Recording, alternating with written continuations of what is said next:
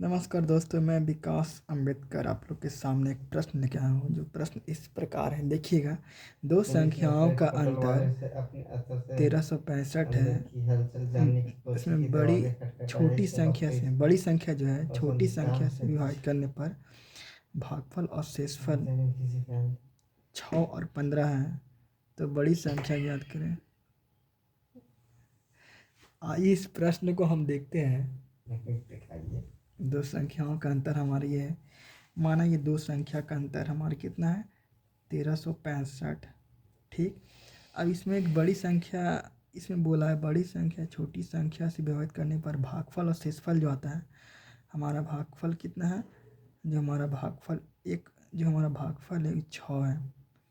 तो माना कि बड़ी संख्या जो है, बड़ी संख्या 6 मानते हैं, छोटी संख्या होगी, छोटी संख्या वो हमारा 1 होगा।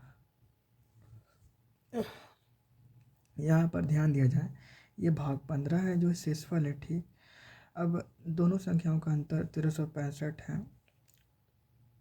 इसमें देखा जाए तो यहाँ पर मान लें कि क्या कह सकते हैं, बड़ी संख्या को ए मान लेते हैं, छोटी संख्या में को बी मान लेते हैं। अब यहाँ पर दो संख्या, ठीक, सॉरी सॉरी सॉरी सॉरी, यहाँ पर दो संख्याएं हैं। ठीक।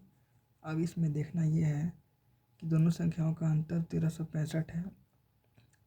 अगर इसमें से अगर हम 15 लेस करते हैं, अगर बड़ी संख्या में से हम 15 घटाते हैं तो हमारा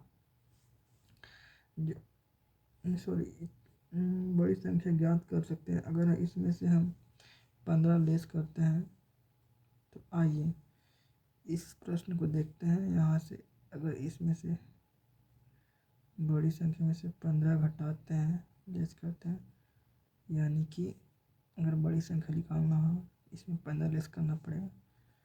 इसमें अगर 15 लेस करते हैं तो हमारा 1300, दोनों संख्याओं जो होगी, दोनों संख्याओं के अंतर 1350 होगा। और यहाँ पर देखिए दो संख्याओं का अंतर यहाँ कितना है, 5 है।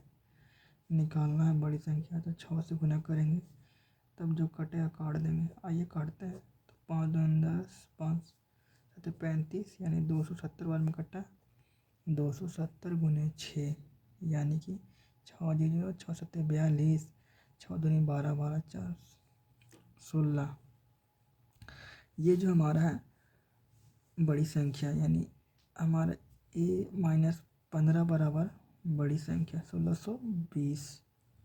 तो ये नहीं हुआ। अब ये जो है तो इसमें 15 कम है तो इसमें 15 जोड़ देंगे अगर, यानी कि a बराबर 1635 के बराबर आंसर हो जाएगा।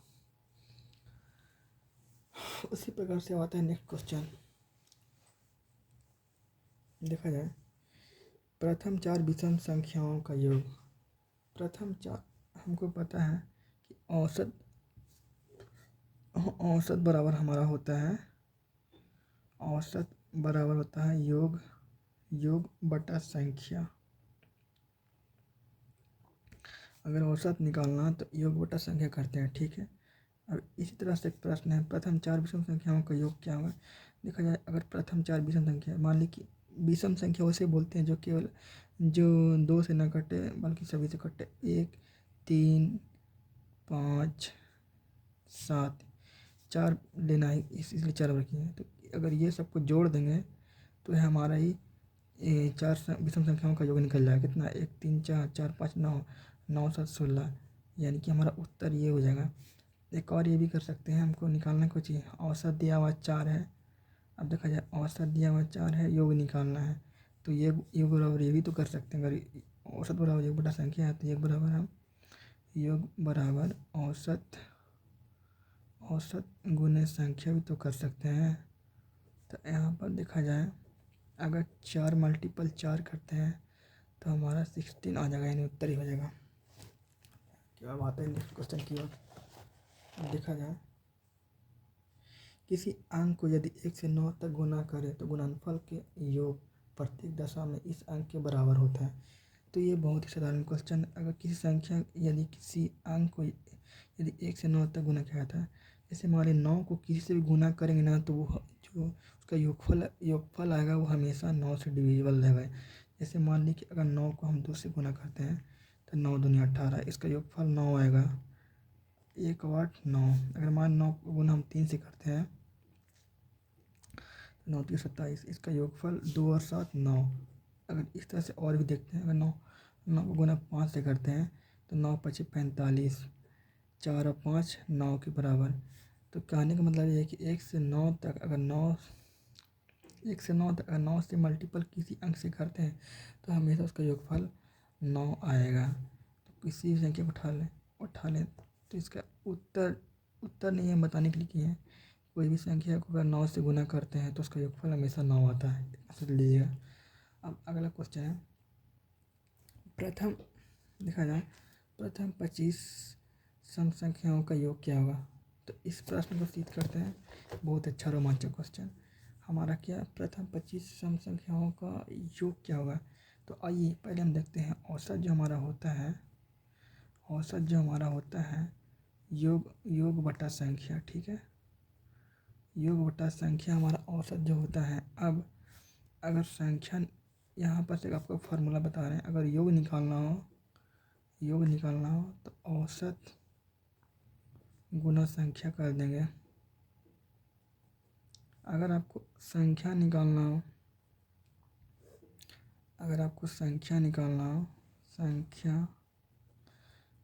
हो तो योग बटा औसत कर देंगे। तो आइए 25 सम संख्याओं का योग कैसे निकलेगा। यहाँ देखिए, यहाँ पर देखिएगा मिस्टर, अगर 25 सम संख्याओं का पहले तो इसका अगर औसत यहाँ पर निकालना है योग, तो योग निकालने के लिए योग का फार्मूला क्या होता है, औसत गुने संख्या। तो योग निकालना है तो हमको औसत पता नहीं है लेकिन संख्या पता है कि 25 का सम संख्या है, ठीक। तो योग निकालने के लिए क्या करेंगे, तो योग निकालने के लिए पहले औसत निकालेंगे। तो औसत निकालने के लिए क्या करेंगे, यहाँ पर देखा जाए सबसे पहले औसत, तो 25 सम संख्या, इसका ये सम संख्याओं का औसत क्या होता है n+1, इसका औसत होता है फार्मूला n+1। तो हमारा 25 दिया हुआ औसत, तो 25 सम संख्याओं का औसत कितना होगा, 25 + 1 यानी 26। इसको फुल करेंगे। अब हमारा औसत ये हो गया, औसत निकाल दिए। अब हमारा यहाँ देखिएगा, अभी औसत निकाल दिए। अब ये क्या बोलते हैं, अब निकालना है योग। तो योग बराबर होता है औसत गुने संख्या, ठीक है। तो यहाँ देखिए योग अगर निकालना हो तो 25 गुने 26 यानी 25 छक्का 150 का 25 25 25 छक्का 150, हाथ में 15, 25 दूनी 50, 50 और 15 65 यानी 650 इसका उत्तर हो जाएगा। देखा जाए एक क्वेश्चन, देखा जाए एक लड़का मेले में तीन स्टॉल में जाता है और प्रत्येक स्टॉल पर वह 1 रुपया शुल्क देता है तथा 1 रुपया बाहर जाने को शुल्क देता है और अंत में उसके पास 3 रुपया शेष रहता है। उसके पास प्रारंभ में कितने रुपए थे। एक लड़का मेले में जैसे मालिक लड़का है, वो 3 दुकान में गया। स्टॉल का मतलब ही बोल रहा है, एक पहला दुकान, दूसरा दुकान और तीसरा दुकान, ठीक है। पहला में गया तो अंदर गया तो 1 रुपया वहाँ दिया,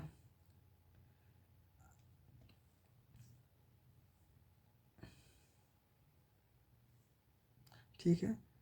और इसमें पॉइंट छूटा हुआ है और कुछ सामान खरीदने में आधा रुपया खर्च किया, ठीक है। फिर बाहर निकला तो वहाँ 1 रुपया दिया।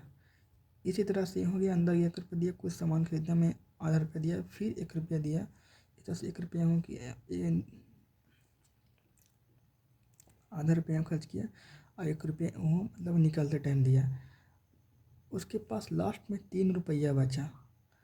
अब यहाँ से देखा जाए एकदम पॉइंट समझिएगा, बहुत ही वीवीआई क्वेश्चन है।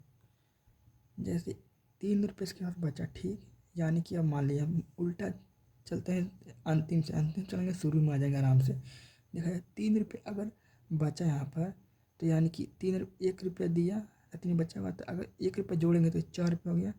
अब ये जो आधा पैसा है इसका आधा है, यानी आधा पैसा खर्च किया, तो चार चार मतलब आधा के रूप में है, तो 4 को अगर पूरा करेंगे तो 4 दूनी 8, 8 रुपये यहाँ तक हुआ, और 1 रुपया और मतलब अंदर में दिया, यानी कि इसके पास 9 रुपये था। ठीक, तो यहाँ पर 9 रुपये हो जाएगा। अब देखिएगा 9 रुपये था, फिर इस स्टॉल में गया तो 9 रुपया, एक 10 रुपया, 9 रुपया यहाँ पर 9 रुपये जोड़ देंगे इसके साथ, तो 10 रुपये जाएगा। 1 रुपया खर्च किया, जितना खर्च किए उसको फिर से ऐड करेंगे, और ये आधा पैसा खर्च किया था, यानी 9 10, तो 10 10 20, और फिर 1 रुपये स्टॉक में एंट्री अंदर आने में उसको लगा था, तो फिर इसमें जोड़ देंगे, यानी 10 21। ठीक, अब देखा जाए फिर यहाँ 21 में फिर एक जोड़ेंगे तो 22 रुपया, और 22 के 2 ना, यानी 44 रुपया, और 44 लास्ट में 1 रुपया अंदर घुसने में एंट्री किया था, तो 44 1 45। इसका सही जो उत्तर होगा 45 रुपये होगा। क्वेश्चन समझ में नहीं आया तो फिर से पूछिएगा। अब देखा जाए एक बंदर गोलाकार खंबे पर जो चढ़ता है वो 21 मीटर ऊंचा है, पर 1 मिनट में 6 मीटर चढ़ता है। एक बंदर है 1 मिनट में 6 मीटर ऊपर चढ़ता है, सर्कल मिनट में 3 मीटर नीचे उतरता है। तो इसी तरह से वह 21 मीटर उसको चढ़ना है, लेकिन देखा जाए 1 मिनट में 3 मीटर पीछे आता है, तो बंदर खंबे को चोटी पर पहुंचने में कितना समय लगेगा। अगर देखा जाए 21 मीटर चढ़ना है, आप प्रत्येक 6 मीटर 21 मीटर चढ़ना है, पर 1 मिनट में 6 मीटर चलता है। देखा जाए यहाँ पर कि 2 मिनट में बंदर कितना ऊपर चढ़ रहा है, तो 6 में से 3 घटा देंगे तो यहाँ 3 आएगा, क्योंकि एक बार में 6 मिनट चढ़ता है और 1 ही मिनट में 3 उतरता है। तो अगर दोनों 2 मिनट जोड़ेंगे तो 6 में से 3 तो घट जाएगा, यानी कि 2 मिनट में 3 मीटर बंदर चढ़ता है, ये अलग है। और यहाँ पर देखा जाए अगर 21 मीटर पर चढ़ता है, 6 मीटर चढ़ता है, ठीक, 21 मीटर चढ़ना है, 6 लेस करेंगे तो 15 आएगा। अब इसको 15 मीटर चढ़ाना है, ठीक है, तो क्या करेंगे देखा जाए, तो अब डायरेक्ट हम नहीं करेंगे, अब इसमें कितना सिगुना करेंगे चढ़ जाए। देखा जाए कि कितना समय लगा, फर्स्ट टाइम चढ़ता है, पहला टाइम में चढ़ता है, सेकंड में ओड इवन। ठीक, तो अगर हम यहाँ पर 3 से मल्टीप्लाई करते हैं, 15 मिनट टोटल उस पर चढ़ना है, ठीक है, तो यहाँ पर अगर 3 से करते हैं 4 से करते हैं 4, यानी कि 4 क्या बोलते हैं 8 मिनट में बंदर 12 मीटर पर चढ़ता है, 3 मीटर और चढ़ाना है। अब यहाँ अगर मान लें 8वां बार आया तो 9वां में ये आएगा, यानी 9वां में 6 मीटर बंदर चढ़ता है, तो 6 मीटर, यानी कि ये क्वेश्चन थोड़ा सा देखना पड़ेगा क्या।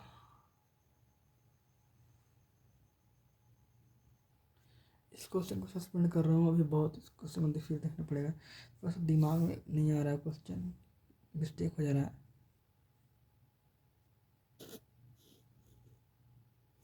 देखा जाए एक किसान इन गाय को झुंड को अपने चारों बेटों में इस प्रकार बांटता है,